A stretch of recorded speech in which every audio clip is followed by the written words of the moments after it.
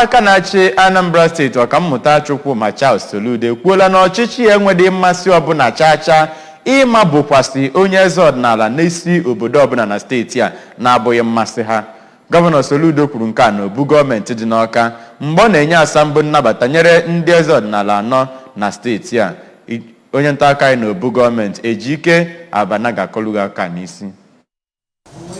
Ndị eze ọdịnala ahụ bụ ndị enyere ya bụ asambo gụnyere Igwe Mkpụọra Ngini nke Isuani Ọcha dị na Awka North, Eze Augustine Nwangwu nke Ajali nke dị n'Orumba North, Igwe Alexander Azike nke Igbo Ukwu nakwa Igwe Ikechukwu Ezeọfọ nke Ụmụọna dịgasị n'ime Agụata Kansụl.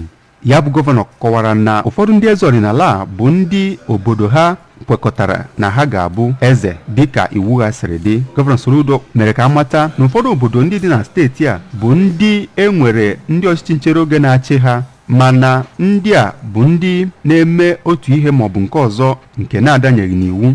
Ha were ụdị akpọrọ option A4 wee chịkọba nhọpụta n'obodo dị iche iche na steeti a. O mere ka amata na steeti a na-agbado ụkwụ n'iwu nke ọdịnala wee na-eme ihe wee dọọ ndị eze ọdịnala ndị enweghị asambo nke steeti a na-enye ka ha gbaa mbọ kpachapụ anya ha.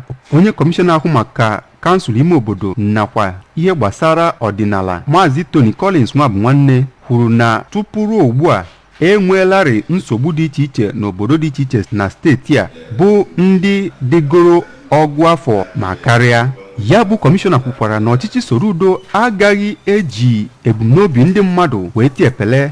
Onye chairman nke South East Traditional Rulers Council Igwe Nnaemeka Achebe doziri ndị eze ọdịnala ahụ ọdụ ka ha gbaa mbọ chịa obodo ha nke ọma.